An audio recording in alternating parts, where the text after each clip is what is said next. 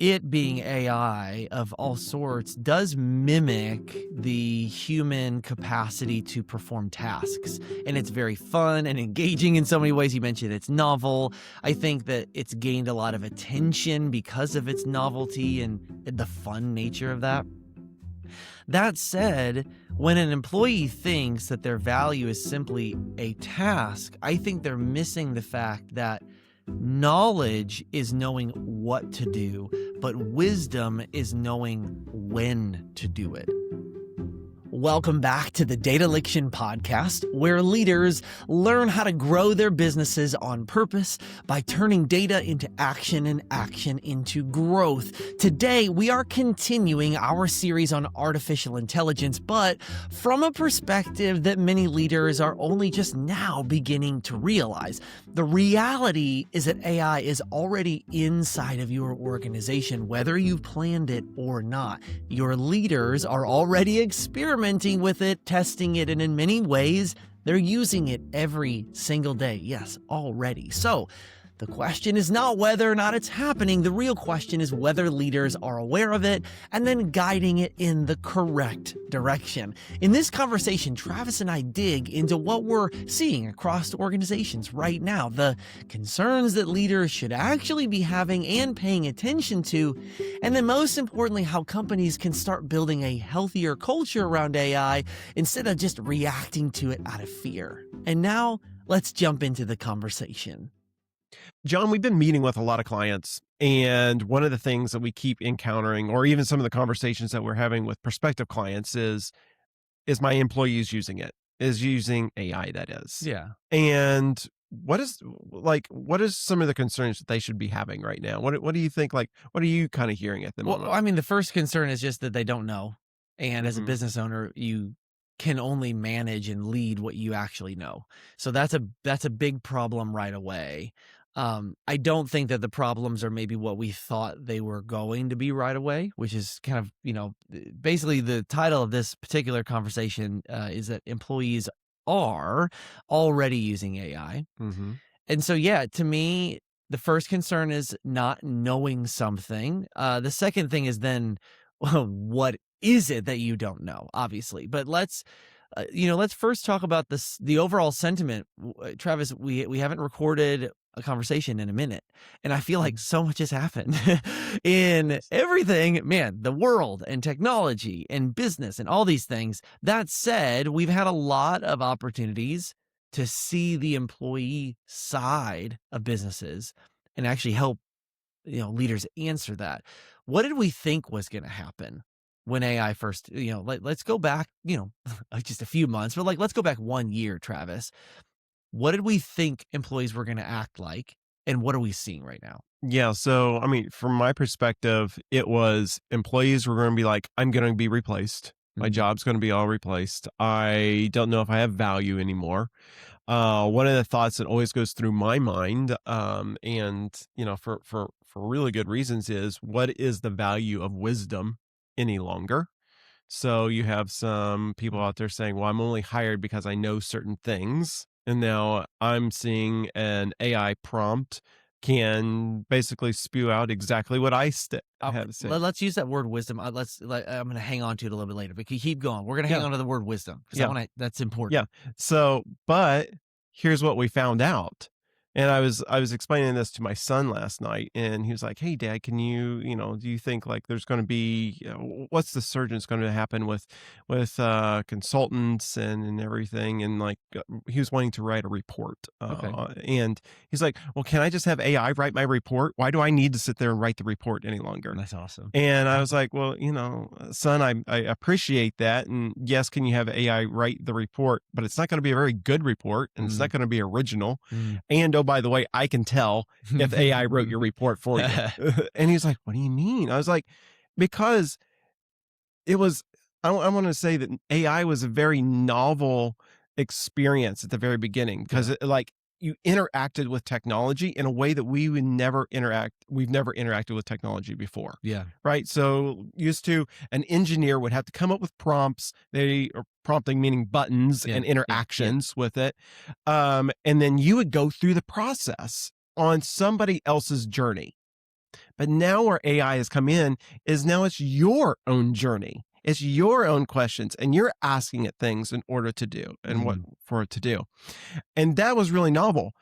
But after a while, you start realizing it's saying the same thing over and over again. Yeah. It's not giving you new ideas. It might give you a minor different nuance, but it's not getting creatively out there for it. And that's what I'm starting That's to another see. great word, creative. I appreciate that. We'll ping on that in just a little second as well. Yeah, so that's what I'm starting to see, especially. But what did we see in the past? Right, we talked about what was the year. What did we think what was going to happen? I think there's a lot of fear that was happening in the industry. Definitely from the leaders, for sure. Definitely from the leaders, and then the employees. From my perspective, was I want to test it out, and then. But they don't want to realize that, oh, wait, it's doing half my job for me. Or maybe it's doing a lot of what I thought was real work, but we're discovering maybe that wasn't the work that you're supposed to be doing all along. I'm going to lean into that right now. So I think a lot of times people misattribute their value, and they don't understand that their value is not the task that they are doing. It is that it is a human with wisdom and creativity that's doing it. So it being AI of all sorts does mimic the human capacity to perform tasks. And it's very fun and engaging in so many ways. You mentioned it's novel. I think that it's gained a lot of attention because of its novelty and the fun nature of that. That said, when an employee thinks that their value is simply a task, I think they're missing the fact that knowledge is knowing what to do, but wisdom is knowing when to do it, with whom to do it. It's this intrinsic ability. It's that gut sense. It's the saying, I don't know why that word doesn't feel right here in this email, but I'm going to change it. Grammarly, no, you're wrong again. And can you program it? Can you get better, more systematized? Yes. But so often we're missing the wisdom that does come from the human side of things. Even almost this, a little bit of grit, a little bit of edginess, a little bit of the rough edges, when you're like, oh yeah, that's a human. It's not clean and polished and all that. So it is fascinating to see that people, I think, because they're now not afraid of AI, because I'm one of my favorite memes continues to be throughout everything is AI is not going to take over my job, and it's some sort of way, some nonsensical way that AI has solved the problem. I have coded enough, written enough, prompted enough, worked through plenty of tools just to know, is it powerful? Absolutely. Is it the most powerful thing I've had at my fingertips? Absolutely. But it's not the arrow, it's the archer. And do we have new arrows? Do we have better arrows and a better bow and all of this? And we have one of our clients, Travis, that hunts, and I'm probably not doing this justice, but he was able to walk us through his compound bows and all these different things. And is there new technology for a new bow and a new arrow and all? Yes. But Travis, do you know who doesn't know how to shoot an arrow in real life, like a real arrow? This guy. And I don't care what kind of bow and arrow you give me, it would take me time to be able to use it and leverage it. And no matter what, the quality of the archer will be what matters most, not the arrow and the bow. So that go ahead and take it away. Yeah. And so I think you're hitting on something also too, and this is in the back of my mind, is that, and most of the clients right now that we're all working with is all very much relationship based. And the work that we do has to be built off of trust. Yeah. And right now we are only getting glimpses of AI is basically just a tool. It is not the one that develops out the relationship. Yeah. AI is the tool that helps get something functionally done, but it's not there for when you have a situation that you need to rely on a vendor that you've trusted with for a while to help you out of a bind. Yeah. And that is basically trust and that relationship building. And AI is not replacing that. Yeah.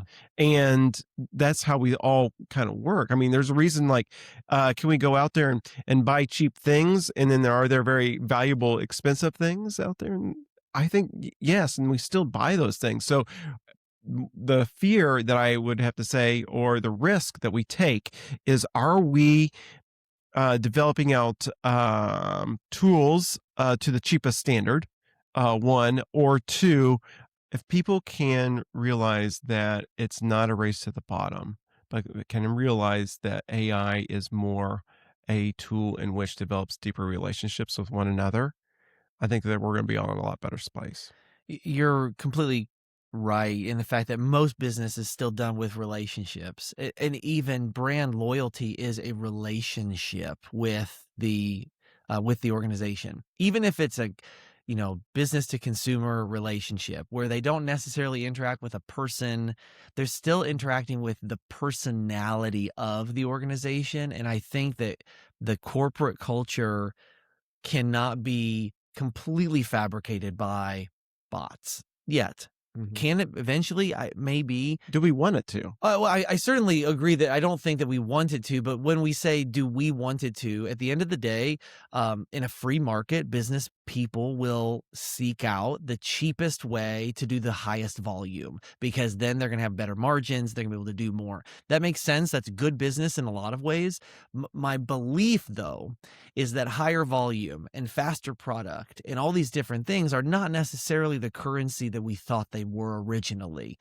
Faster and better and all these things are great in the human context, but now that we know that there are certain things that can produce AI slop whenever we want, we now perhaps do not want a super detailed rundown of a meeting that just happened. I'm speaking to the choir right now, Travis. Is it like, I used to really go into huge detail. You and I worked for years together. Yeah. I kind of prided myself on being the guy that gave the most thorough notes. Well, now with AI note takers and AI being able to sum up those notes and everything, now it's not what you do. It is what you might not do. It's in the edit. And back to creativity. Creativity is not the generation of things. That's the first step. True creativity is knowing what to take away to really, really focus on what matters most. And so back to the idea of brand loyalty and the, by proxy, the personality of that organization. But that said, there are plenty, small businesses in general in the United States, the backbone of America, are not these giant institutions that are selling things and widgets and credit card swipes. It's people to people business. And so because of that, I am encouraged to back to the first question is, what have we seen over the last year? More people are using AI. The fear of employers of, will AI replace people? With, are they using the wrong way or any of these things? Let's now pivot, Travis, over to what is the best way to build a culture that supports AI, but does help us to get smarter with it. And here is the problem. I think that we will have people that will start stacking their AI subscriptions like we do streaming services. And little did we know, we're now paying more than we did for cable and getting less. Do we have access to it? Sure. But you get the point. So everyone's going to solve this tiny little thing. And then by the end of the day, we're just buying everyone else's little widget and we're spending more than maybe we need to. So let's go back to, what is your advice to a leader to start having that conversation, to build the culture? And then what are those mechanisms to get better clarity so the leader can actually make decisions about AI? Yeah. So in a leadership standpoint, they should be willing to say, okay, we know everybody's using it. Let's find out what everybody's using. Say that again, because I think there's still leaders that are maybe thinking people are not using it. Say it again for the people Oh, in the well, back. we all like if you're a leader and you don't think your team or anybody's not using, ChatGPT or Claude or whatever, then I'm sorry, you've got the wool over your eyes a little bit there.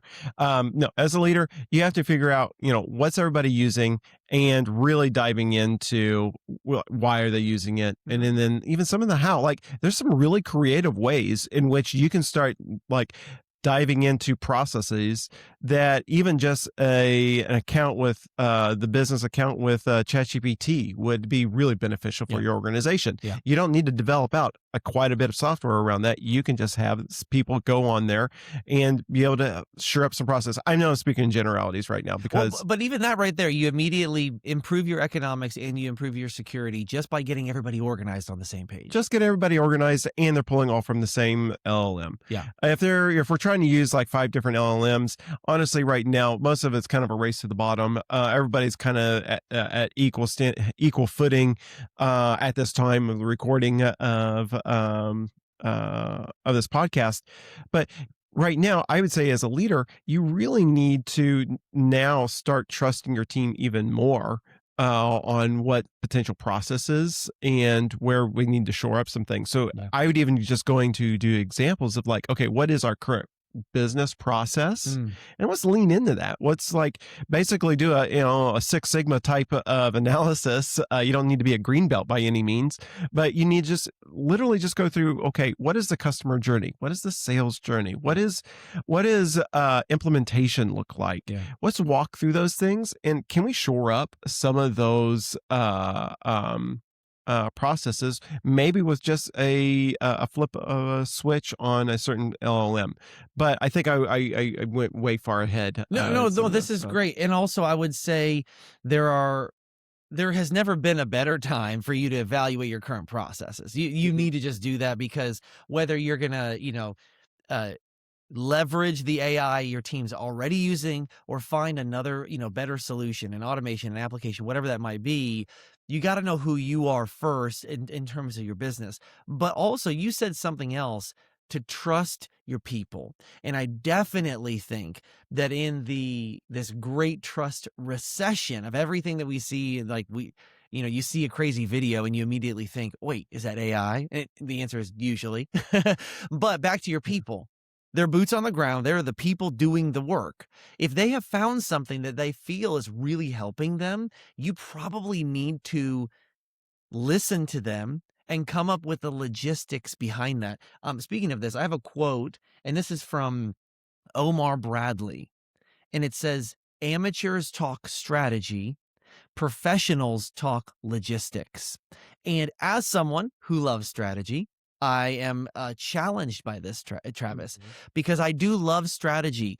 But you know what is really awful is when you give all these, high level, big overview things. You're dreaming about the future of what can be.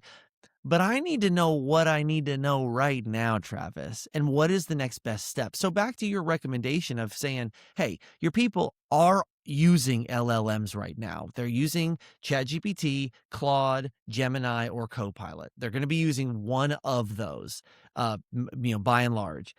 Figure out what each person is doing.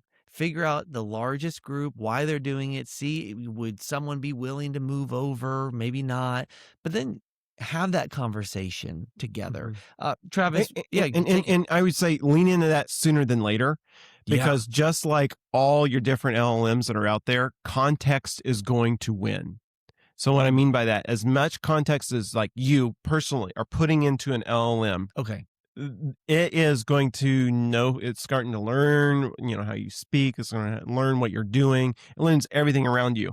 And if you tell an employee that's spent over a year in one system that knows everything about you and very personal, and it like understand, and you're like, you need to switch over to a new system. You thought moving software was hard. This is now identity. being moved over at this point. That is a really good point. I'm going to say it just in another angle because that's huge, Travis, is that the longer you delay, the deeper your team gets into their LLMs and the harder they will be to switch if you do need to as a team. Yeah. And so you have to, like, there is urgency to begin the conversation. Your team will fight you to the death Yeah. on this. And I guarantee you need to do it faster than you realize. Like, go out there, survey your team, ask them what they're doing. Shameless plug. Obviously, we have that in our software, but you need to go out there and figure out what they're using and help them grow them.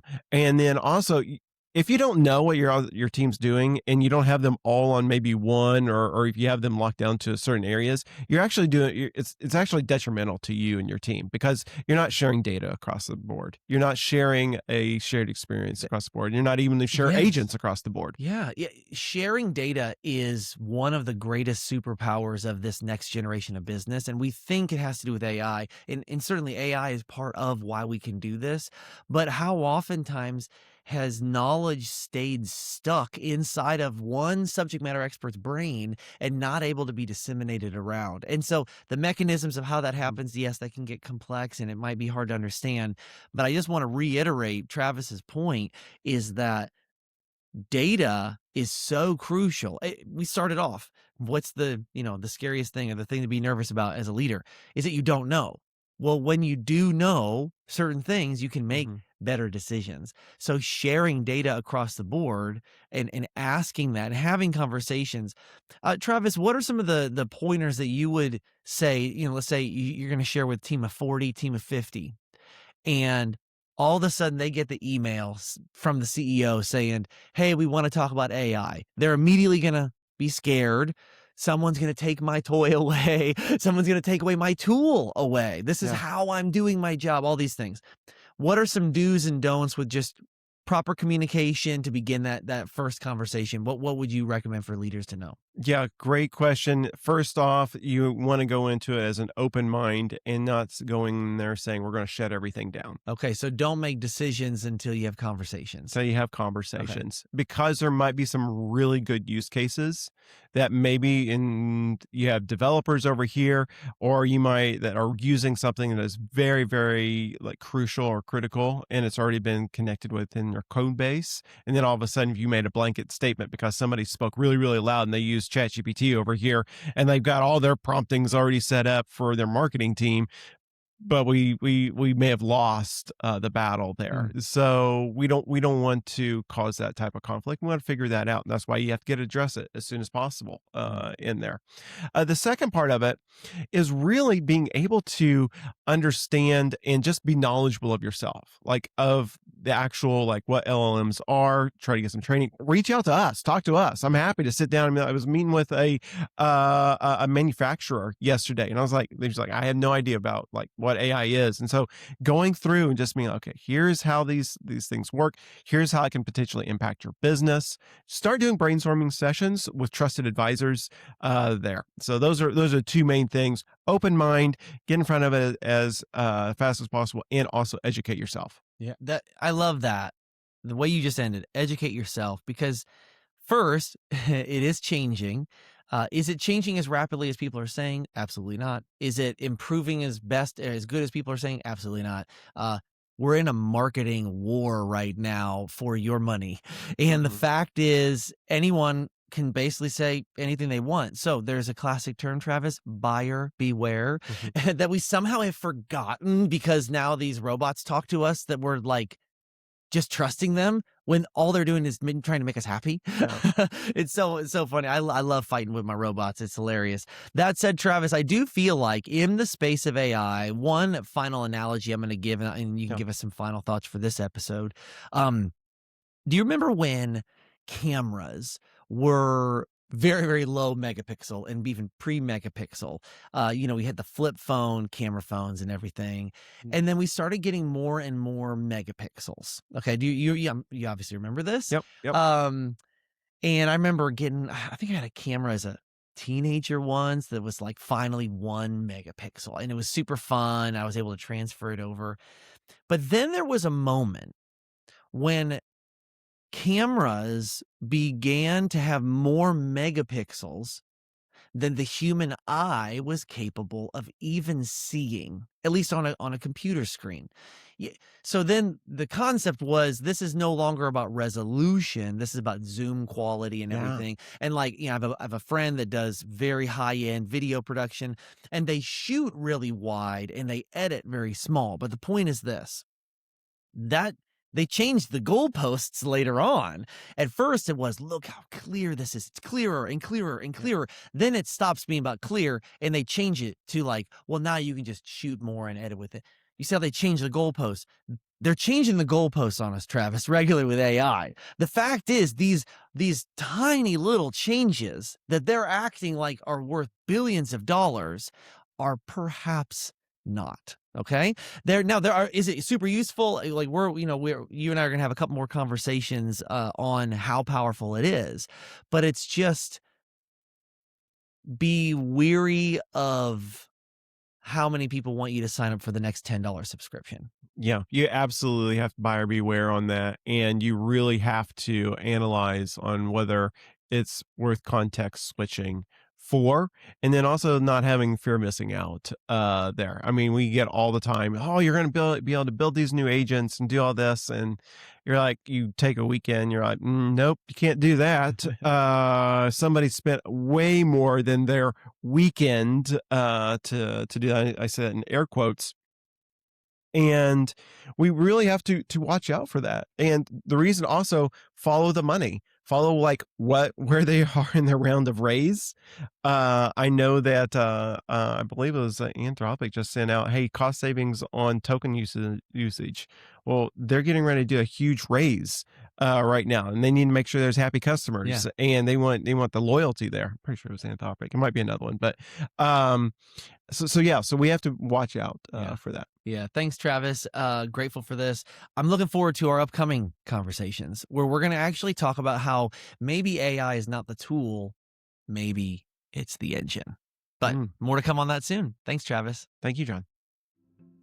We are really grateful for this conversation and the chance to talk honestly about what's actually happening inside of organizations right now. Both me and Travis continue to see the same reality across so many different companies. Employees are already using AI. Whether leadership realizes it or not, the opportunity for leaders right now is not to shut it down or to panic about it.